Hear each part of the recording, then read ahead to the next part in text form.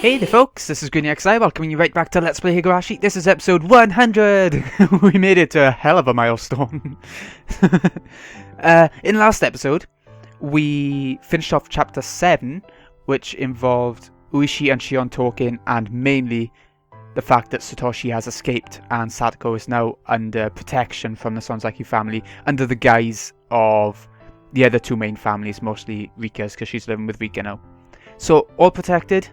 And the Sonzaki's helped Satoshi escape. That's the theory. That's the hypothesis from Higurashi and what everyone's believing, I think. So, what we're going to do today is start off chapter 8 and see exactly what we got left in the story. I mean, a lot of the main characters are leaving, so let's have a look.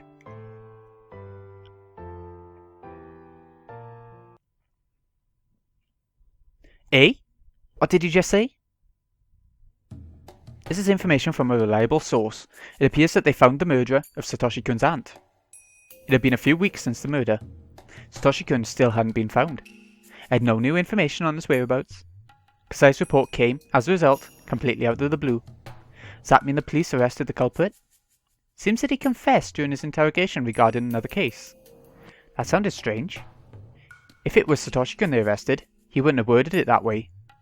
Sounded as though Satoshi-kun wasn't the culprit. Kasai? Who's the culprit? So it wasn't Satoshi-kun? I swallowed those final words.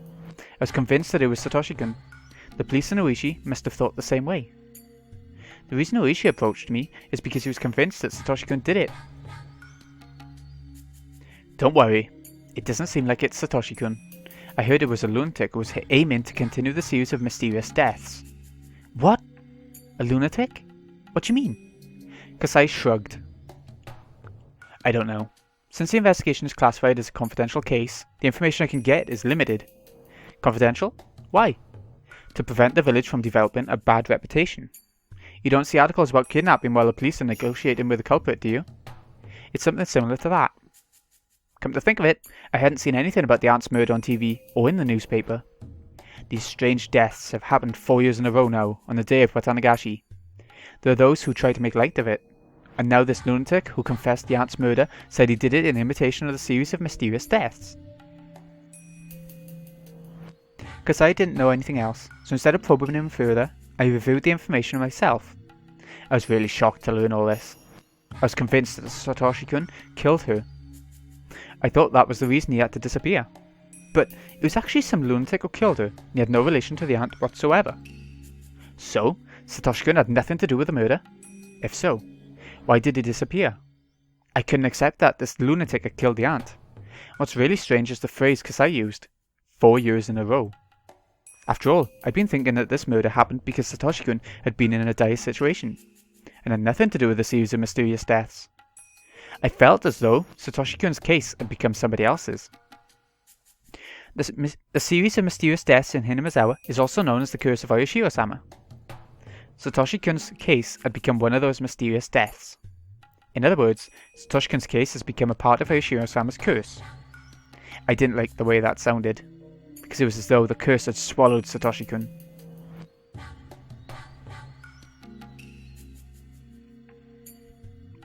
Nope, back at the station. Unfortunately, we haven't been able to confirm the tip that Satoshi-kun took a train to Tokyo. We don't even know whether or not he's in this prefecture, to be honest. Higurashi broke the seal on a new kind of instant coffee. I thought he knew his whereabouts already, since he seemed very convinced he was the culprit. Yeah, you got me. Higurashi chuckled and poured a cup of coffee, which looked far too hot. You have some good sources. Huh? It's a highly classified case, but you already have this information. I wonder who leaked it. Looks like we need to review our security precautions. Higurashi smirked. Seemed he knew why I was here today. I'm one of the Sonzakis after all, and my ears are open. I smirked back at him. It's all about bluffing. Anyway, since we're friends now, why don't we have a chat? Okay, let me ask you first. Who's this real culprit? I heard he was a lunatic, but what's that mean? I don't know how to answer that question. I want to know the answer myself. Really, I was convinced Satoshi-kun was the real culprit. It was rather surprising for me too. Higurashi threw himself on the sofa and crossed his hands behind his head. He looked up at the ceiling and smiled wryly. He likes that. Riley. I suddenly received a call from the prefectural police the other day. They said that one of the guys in detention confessed to the murder of the housewife. Who is it? He's a crazy dopehead. He's been in and out of prison for drug abuse. His statement says that he was interested in the series of mysterious deaths and wanted to imitate them. You sure he's the real culprit? I didn't interrogate him myself, but the prefectural police tells me that he has information that only the real culprit would know. He seems to have thrown the murder weapon into the Ouija River. Ouija like a Ouija board? It's not quite spelled the same, but... They're searching for it right now. If it's found, his statement will be solid. Even if the weapon wasn't found, would the case be closed? Probably.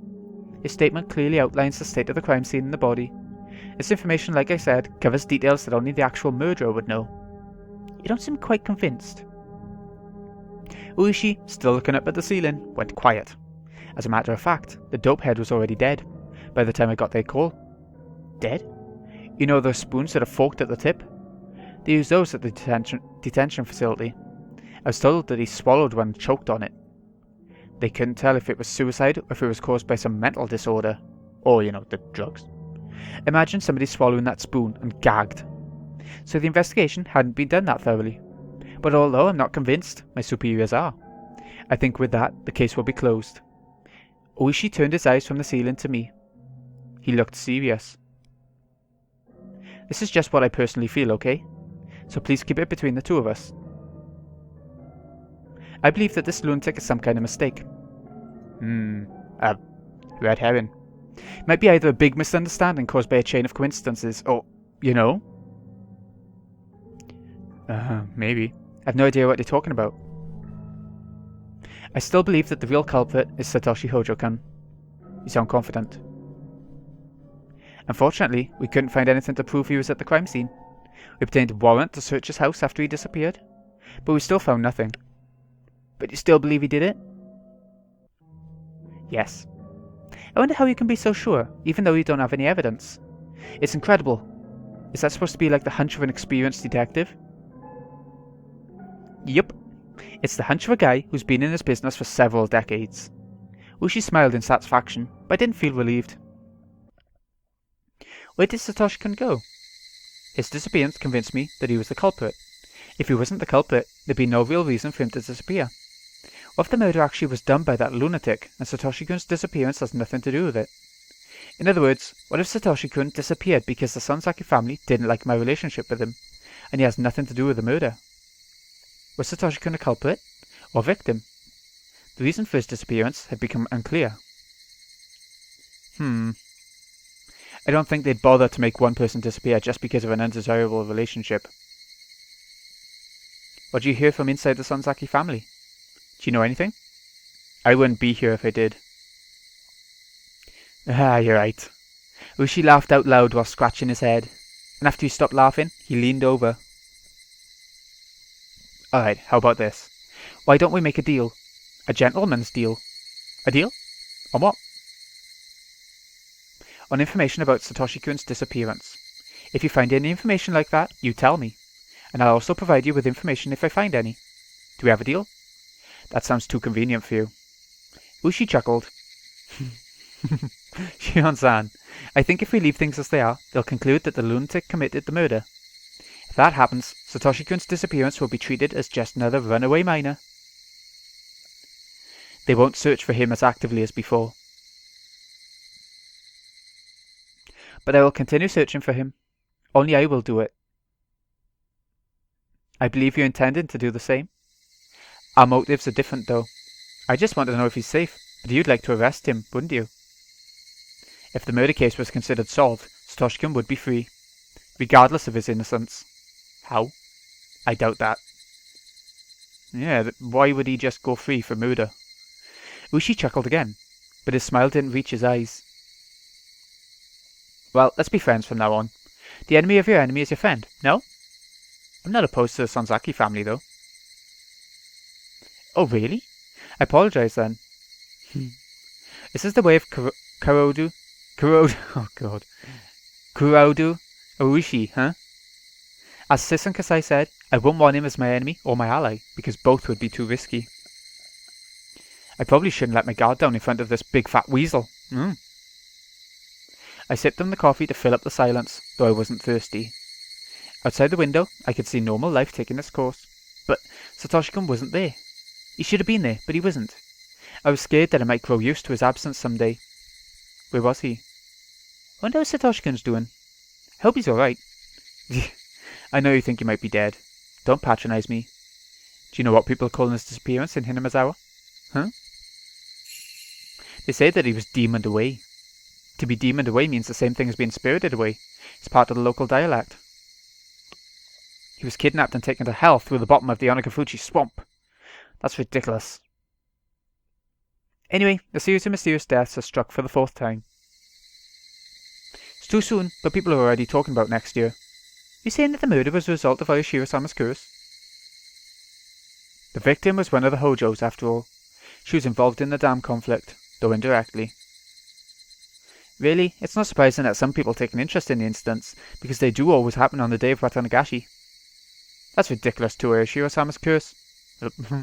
Though I said that, I couldn't quite wipe away the fear from my mind. Why did Satoshi-kun disappear? Was it the Sonzaki family? Did he run away from the police?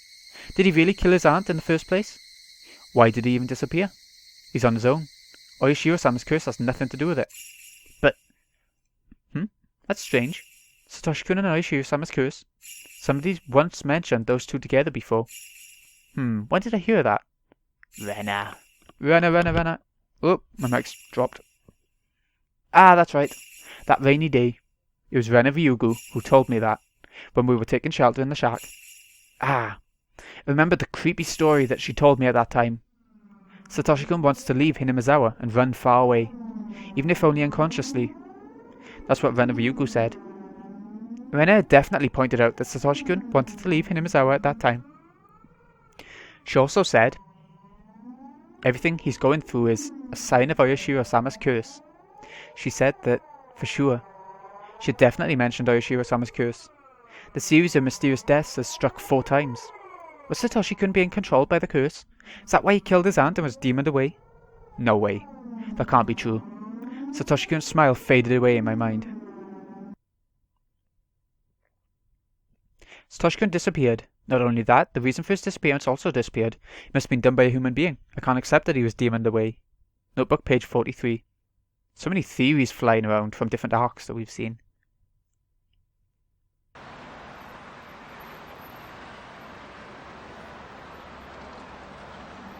I thought if that was the end, that would have been quite short.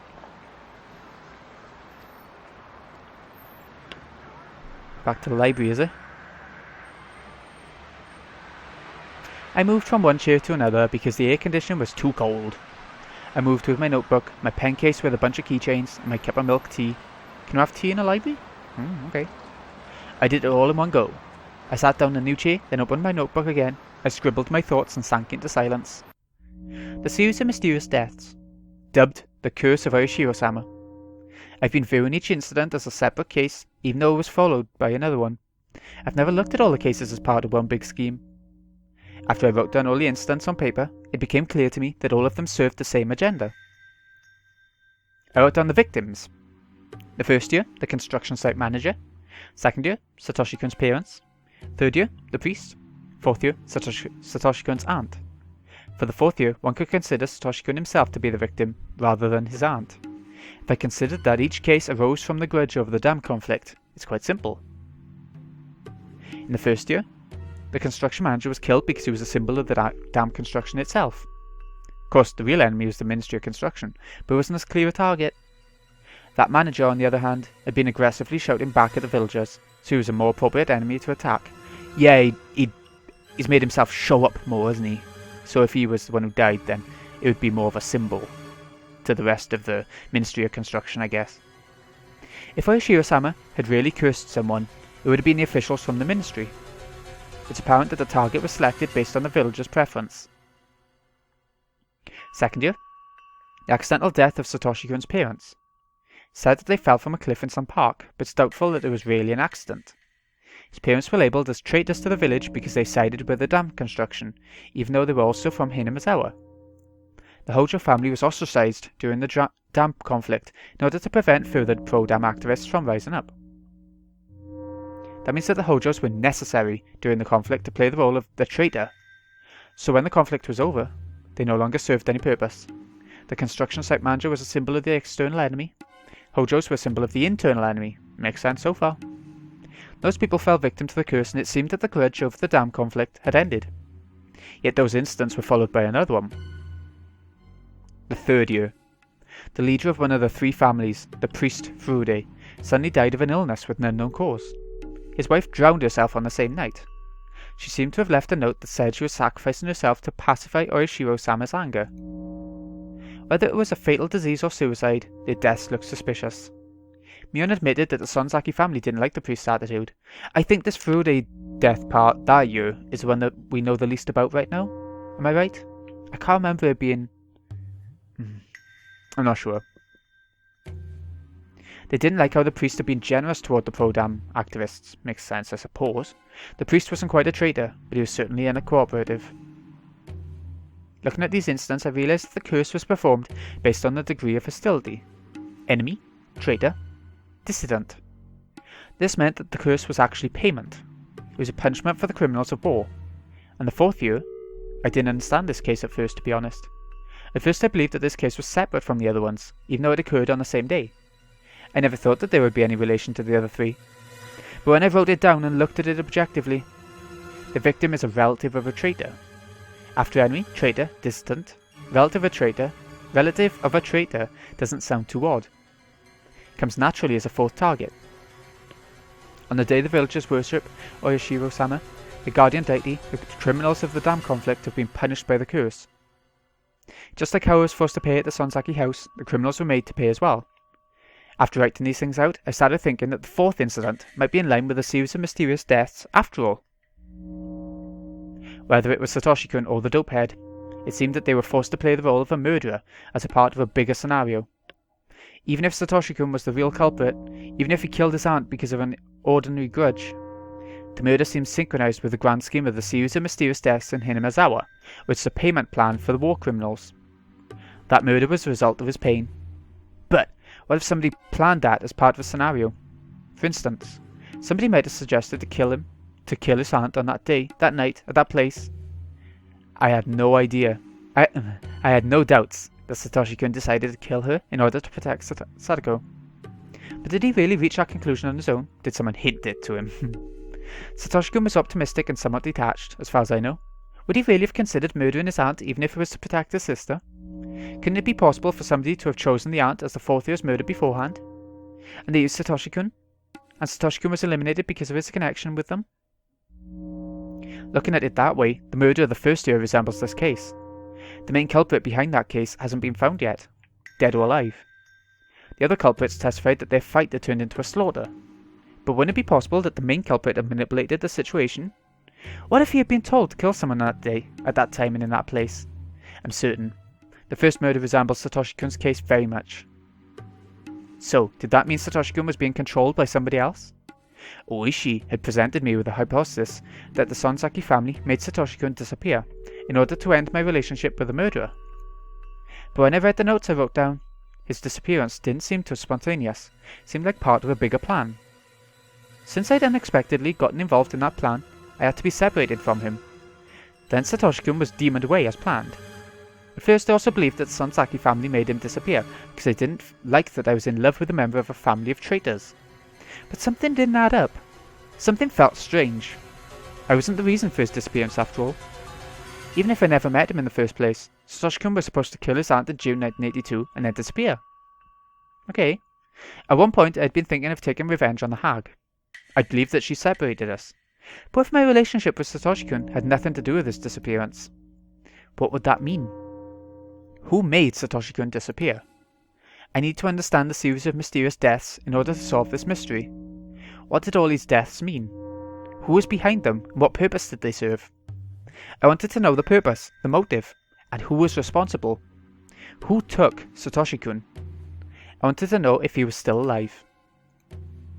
The series of mysterious deaths in Hinamazawa is also called Oyashiro-sama's curse. What is that curse? Specifically, what kind of god is Oyashiro-sama? What blessings does he bring? What punishments does he dole out? I wrote down my thoughts in the notebook. What's Higurashi-sama? What is he? I scribbled these things down. I was so absorbed by it that I didn't realize somebody had been standing behind me, watching me the whole time. I couldn't stop myself from gasping when I realized that. Oh, first time we've seen her in this arc. I'm sorry, did I startle you? The intelligent-looking woman giggled. No, I was just a bit surprised. Sorry about that. She could have apologized a little better too, since she'd been watching me from behind. But she just stared in my face instead. You Shion Sonzaki-san? You must know sis since you know my name, but I don't know who you are. Being twins is a pain sometimes. People you've never met before can tell exactly who you are. That's true, actually, I never thought of that. Yeah, I'm sorry. The Sonzaki-san I know would never be seen in the library. I assumed that you were a twin sister. The woman giggled again. Well, you're right, I'm Shion Sonzaki. Nice to meet you. May I ask your name? Oh, I'm sorry, I should have introduced myself first. She seemed to love her own hair, because she kept running her fingers through it boastfully. I'm Miyo Takano. Miyo Takano. You can call me Miyo, Shion-san. Chan. Oh my god. Nice to meet you, Takano-san. Her condescending attitude bugged me. I hate meeting people like that. I closed my notebook and got ready to leave the desk. Oh, you're upset? Thank you for your concern. I like to be alone when thinking, so I'm moving to another spot. Excuse me. That's a shame. I thought we'd be good friends. Did you? I don't think so. I finally met someone with the same passion, a fellow researcher of Oyashiro-sama's curse. I think it's quite unusual to meet someone like that. Probably. She saw my notes. My face reddened. These are just theories. It's all nonsense. Just childish scribbles. The series of mysterious deaths is also known as Oyashiro-sama's curse. Though each death is an independent incident, all of them clearly share the same purpose. Each year someone dies of the curse and someone else is sacrificed and disappears. What? What are you saying all of a sudden? Someone dies and someone else... What? I was taken aback by her weird spiel. But I realized right away that she'd said something extraordinary. Didn't you notice that the number of victims is always even? Haven't you realized that yet? Okay, vacuum cleaner is on the go around the house. I'll be back in a sec. Okay, I am finally back. It's a good half hour later now. It wasn't just the vacuum cleaner, there's also someone having a bath and that makes the pipes go mad in the house. I'm back anyway. So, the number of victims is always even. I was confused, but I tried to figure out what that meant. The dam construction site manager died in the first year. There was only one victim. In the second year, the victims were the parents of Satoshi-kun, so it was 2 people. Third year was the priest. And if her death was also planned, his wife, 2 again. And in this year, the 4th year, Satoshi-kun's aunt died and Satoshi-kun went missing. If Satoshi-kun's disappearance was planned, the number of the victims was 2. It's true. Except for the first one, the victims always come in an even number, 2. Wait. I just concluded myself that the first case resembled the 4th one. Main culprit... Oh, going to sneeze now. Oh, bless me. The main culprit was still missing. He might have been demoned away, just like Satoshi-kun. See? Doesn't it make sense now? Takano-san sounded like a teacher who had showed me how to solve a difficult math problem. I wasn't quite convinced, but I couldn't deny what she'd said either. Did I give you enough hints? I really would have enjoyed a conversation with you, but I think I prefer being alone. I think you prefer it. I'm sorry that I wasn't respectful, Miyo-san. Please call me Shion. She seemed content that I changed my attitude. She kept giggling for a while. She didn't seem that reliable. I didn't want to be acquainted with her for too long. But I don't get to talk to people very much. And what she'd said interested me. Let me introduce myself again. I'm Miyo Takano. Call me Miyo. Miyo. I'll say Miyo. Pleased to meet you, Miyo-san. I'm Shion Sonzaki, Mion's twin sister. Please call me Shion. I took the hand that Miyo-san held out as a sign of reconciliation. Please tell me more. You said that there are always 2 victims? One dies due to the curse, and the other one's sacrifice? Shion-chan, before we get into that, could you tell me why you became interested in this? She leaned over and looked into my eyes. It was kind of uncomfortable. Miyo-san, how much do you know about me? I guess you have an idea if you know my name. I don't know much, just that you recently returned from a boarding school. I see. So I think you can imagine that I want to know about the series of mysterious deaths, that happened while I was away. I'm just curious. I see. You're curious, eh? I got the impression that she knew about what happened to Satoshi-kun and me, because she instantly recognized me as Shion, not Mion. I didn't know why I thought that way, as she shouldn't have access to the sources that, for instance, Uishi does. It was just the look in her eyes that made me think that way. Let me ask you a question this time. You called me a fellow researcher of Oyashiro-sama's curse, didn't you? So why are you researching the curse? You also stated that there's always an even number of victims in the mysterious deaths. It's true that Hinamizawa's mysterious deaths are often called Oyashiro-sama's curse, but why would you delve into the mysterious deaths if you're researching the curse itself? Shion-chan, you're asking too many questions at once. I can't tell what you really want to know. Oh, I couldn't say anything in return. Maybe I'd been too inquisitive. I'll answer your questions one by one. I'm not just researching the curse, as my subject is much broader than that. I'm researching the history of Onikafuji village. In plain terms, I'm researching the dark and ancient history of Hinamizawa. Onikafuji village? Isn't Onikafuji the bottomless swamp some people believe is connected to hell? What dark history? I kept asking questions. Miyo-san, however, looked pleased to hear them. Onikafuji village is the old name for Hinamizawa, as it was known back before the Meiji era. About the dark history? You know a little bit about the man-eating demons, I assume? Ah, the man-eating demons, huh? That was a fairy tale told in Hinamizawa. A long time ago, demons came out of the swamp, and while the villagers battled with them, they ended up living peacefully together. The villagers transcended and became a sacred people, having demon blood in their veins. That long-forgotten fairy tale came back to my mind vividly. You know the story because you're a villager, of course. But what about the story of the cannibal banquet? Eh? What's that? You know that the villagers have the blood of man-eating demons in their veins, don't you? Yeah, I think I've heard of it. I dodged the question. Hinamizawa used to be a desolate village, but it grew in prominence after the Second World War and expanded its influence to Okinawa and other areas. The people who disliked and discriminated against the villagers called us man-eating demons. I remember that. The young villagers don't take it seriously, but the older people can get seriously upset about it. They certainly can't take it as a joke. So the term man-eating demons is forbidden. We normally never use it. Even during my rebellious phase, I never spoke those words. Miyo-san, however, seemed to have no qualms with saying it out loud. You upset? About what? I know people hate that phrase in Hinamizawa. I apologize if I make you feel uncomfortable.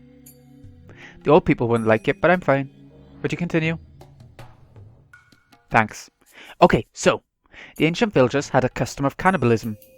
They ritualized this custom and held various ceremonies based around it. The festival we hold in June isn't just an early summer festival. It used to be a banquet in which the villagers chased after a sacrifice and ate them. They bound the sacrifice to a table, gutted them, and dumped the organs into a river. Wata can mean cotton, but it can also mean organs. That's the root of the word watanagashi. Organ drifting, watanagashi. Indeed. I believe they started using futon mats to cover it all up around the Meiji era, according to my research. They wouldn't be able to do that openly nowadays. Everything Miyo-san was talking about sounded startling. I was just taken aback. I couldn't wholly believe it right away. She sensed that from my expression. It's not a hoax. I didn't make any of this up. If you promise not to tell anyone, I can show you my notes on watanagashi. Miyo-san took out a notebook from her bag and flipped through it. She appeared to be doing her research thoroughly. Thank you. I'd love to read it. Sure. I'd like to keep it confidential, but I guess I should share it with my fellow researcher.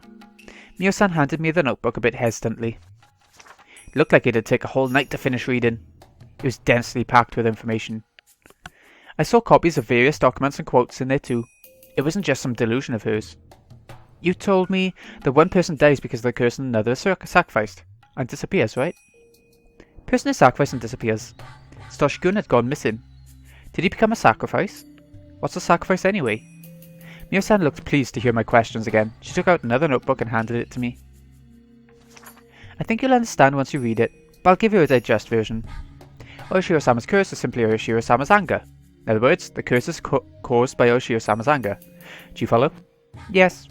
They're saying that Oyashiro-sama was mad at the people who opposed the village during the dam conflict, and that's where the curse occurred. That's right. Oyashiro-sama's anger has to be pacified. If not, something even worse will happen.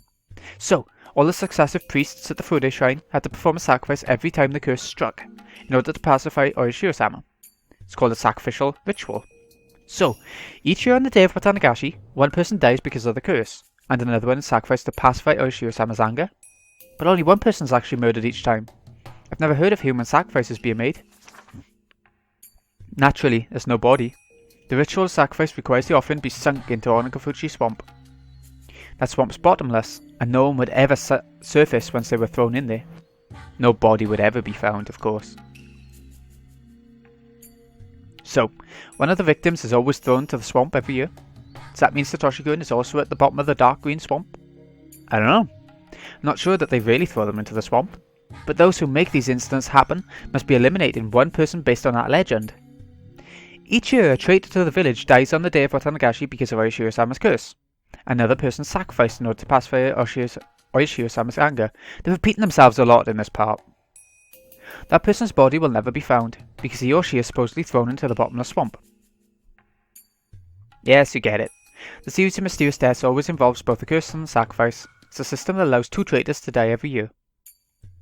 What I'm telling you now probably isn't sufficient, so it might be hard to grasp. Instead, I want you to take the time to read my notes. You'll see what I'm telling you isn't far from the truth at all. Heard a man's voice just then. A middle-aged man with a hat was waving at Miyo-san from the entrance. Sorry, I think I have to go. I think I can imagine who that is. The guy with the camera and stuff, right? I would think. I wanted to talk to you more, but I guess we'll have another chance to chat. I'll leave those notes to you. I'm looking forward to hearing your opinions. Miyo-san wrapped up the conversation and headed to where the man was waiting for her. She left her old notebooks in my hands. Miyo-san waved at me as she left the library with her companion. I took a seat again and opened what she'd given me. What bugged me was the series of mysterious deaths, also known as the Curse of Oishiro-sama. Maybe I'd be able to get closer to the truth by reading these notebooks. If I studied them carefully, I might be able to find out who was really behind the incidents. Why did Satoshi-kun have to disappear? What was he involved in? How did that happen? Maybe Takano's notes would bring me the answer. Research notes, Miyo Takano. I started flipping through the pages, this time making sure that no one was watching over my shoulder. It's not actually going to read through them, is it? Oh, gone dark. She'd been reading for a while. It was time for the library to close. I had to leave. I bought some food on my way home. I shut my door and locked it right away. Then I heard the door of the neighbouring apartment open. Kasai lived next door. Nobody else lived on this floor of the nearly empty apartment building anyway. I clearly heard the door open and close. Kasai must have noticed that I came home and was coming over because he wanted to talk to me. I unlocked the door and shouted it to him. Is that you, Kasai? I leave the door unlocked for you. I'm not Kasai-san, Shion. That voice. I twitched. Can I come in? Sure, sis. The door slowly opened. Oh, it's Mion. My alter ego, Mion Sanzaki, appeared. She was holding a box of cake, whilst smiling timidly. Are you going to keep standing there until I escort you? Come in. Sorry, this room doesn't look very cute. It looks comfortable. Sis looked a bit tense when entering my room. It was her first time here. How's life? My new school's as boring as I thought it would be. I usually go, but I skip classes when I don't feel up to it. I couldn't do that when I was going to St. Lucia's. Ah, so St. Lucia's was really tough, huh? You should go there sometime. Sorry. I brought cake. Let's eat. Mion opened the box. I saw 2 cheesecakes there. Oh, I love cheesecake, especially in Pizza Hut. They do Maltesers cheesecake. It's quite new. Probably a year old, actually, now. You have the same tasting food, so we don't have to fight if we get 2 of the same thing. I chatted with her over the cheesecake. I talked to her about school and whatnot. If you need furniture, tell me. I might be able to get some for you. Finally got used to this room, but I might move out soon, so furniture won't be necessary. Thanks though. Dad wants me to come back home. I don't want to live with him, but he sounds desperate. Ha! He'd be pleased if he came home. He looked lonely while you were gone. You can only say that because you don't have to live with him. Come to think of it, this was the first time I talked to Sis since I was allowed to live as Shion Sonzaki. She didn't look like she was at the Sonzaki house that day. The successor of the Sonzaki family and my twin sister are 2 different people. The demon lives inside the leader of the Sonzakis. Our bodies are exactly the same, except for the tattoo of a demon on her back. Mion's destiny as a successor was set in stone when she got that tattoo. It's pretty simple. The Mion from that night was different from the Mion before me. Definitely acts it. When I was forced to tear off my fingernails, I'd momentarily despised her. But if I were the next leader of the family, I'd have done the same.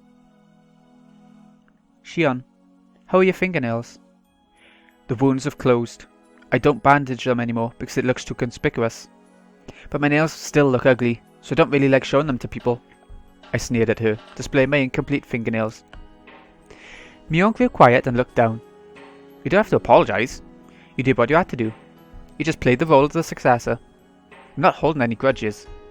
I'm sorry. Okay, apology accepted. But if you apologise one more time, that'll be cancelled. I won't forgive you for the rest of my life. Yeah, Mion. You could always, tear off your fingernails to apologise, something like that. Huh? What do you mean? Once you start apologising, you never stop, so I'm cutting you off. Will you really forgive me? About Satoshi-kun as well? My heart ached when she mentioned his name. It felt just like the ache of an old wound. I figured you loved him. No wonder, I shouted out loud in front of all of you. I'm not embarrassed anymore. Granny truly believes you've atoned. She thinks you've done all you needed to do. So the matter is finished. That's good. My pain won't go to waste then. I wonder where Satoshi-kun disappeared to, though. I started choking when I heard her say that. I've just said it to her myself. I said that I'd forgiven her completely, but that promise instantly evaporated. Just because of what she said, I felt like I'd turned into a completely different person. What did you just say, Mion? Did you say I wonder where Satoshi-kun disappeared to?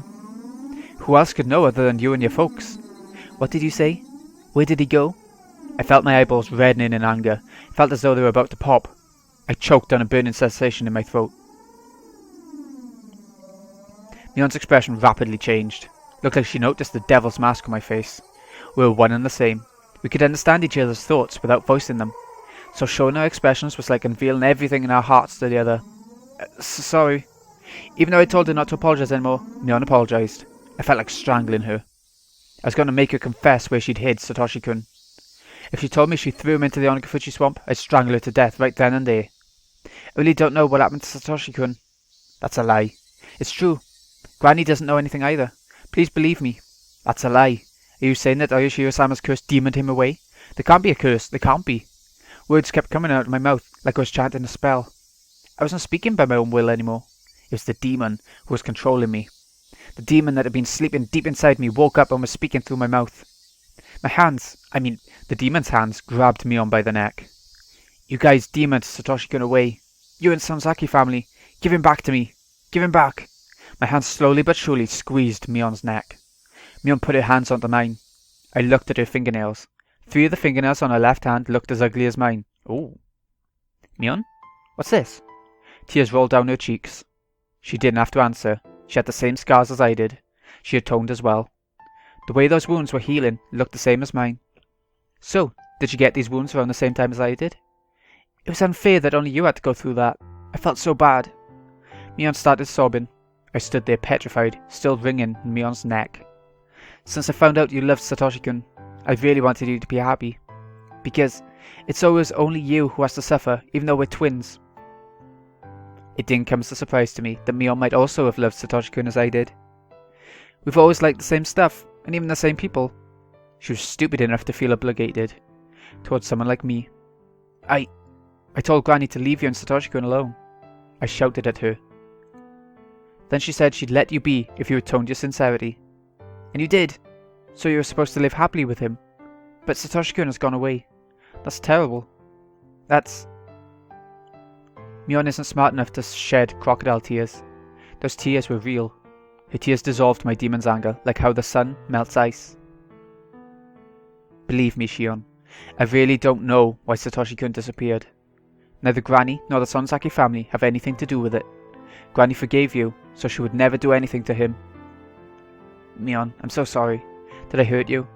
I took my hands off her neck and held her instead. I'm not hurt. You've been hurt a lot more than me, haven't you?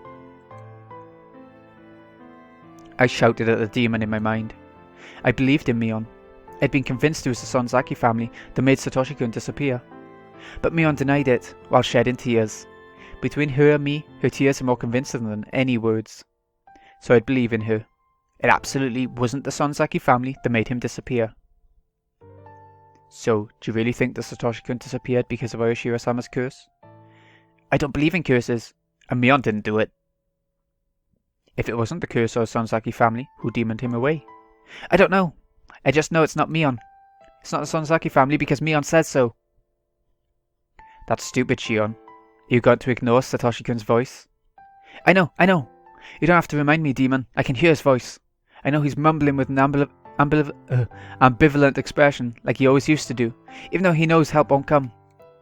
I'll help him no matter what. I'll save him if he's alive. I'll avenge him if he's dead. But Mion didn't do it. You just want to take it out on somebody. It doesn't matter who. But I'm Shion, not the demon. You're only a part of me. Don't try to take control. Fuck off. Don't ever show up again. The demon faded away. My body went limp and I fell to the floor while holding Mion. Shion, you alright?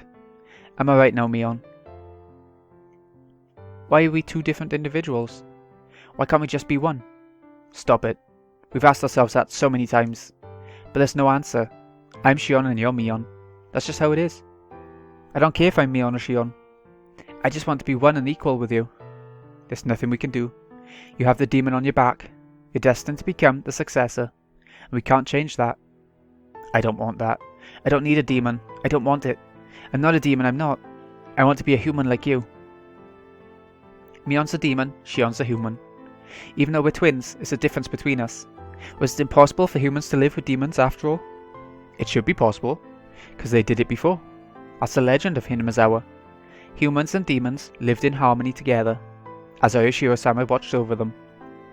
Mion, Shion, Satoshi-kun, demons, humans, Oyoshiro-sama's curse, the series of mysterious deaths, Satoshi-kun's disappearance.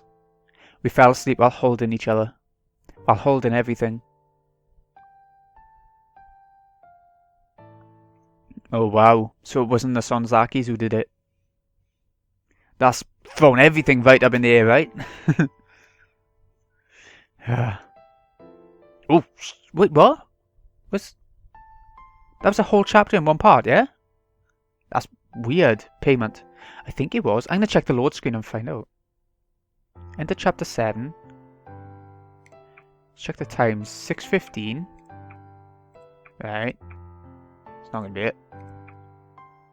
7:17 PM.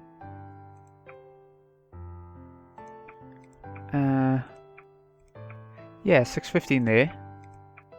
7:17 there. Yeah.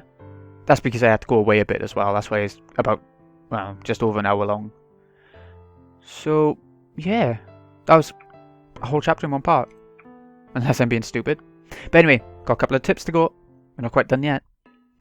Notebook, page 50. But at least they're short. All these notebooks are short. So far. I saw Miyo Takano a few times after that. At her core, she was fascinated with the bizarre, and she had an insatiable curiosity that was just as strong. I have to remind myself not to take her story too seriously. Otherwise, I might start believing that Satoshi-kun disappeared because of the curse. She talks about the dark history of Hinamizawa a lot. It's all very interesting. Her theories are based on nothing but conjecture, but some of her intuition covers facts that only members of the Sonzaki family would know. She thinks that Oyoshiro-sama's curse is a continuation of these ancient rituals. In other words, she believes that the curse is performed by religious fanatics. According to her theory, a religious cult once existed in Hinamizawa, and the three families stemmed from it. She believes that they are operating behind the scenes in order to revive the dignity of the Onagafuchi people, which was lost during the Meiji era. Miyo-san's theories are far-reaching, and looking at them on a larger scale, they end up making a lot of sense. But they can't offer any explanation for Satoshi-kun's disappearance when using them on a smaller one. Her theories are just too broad.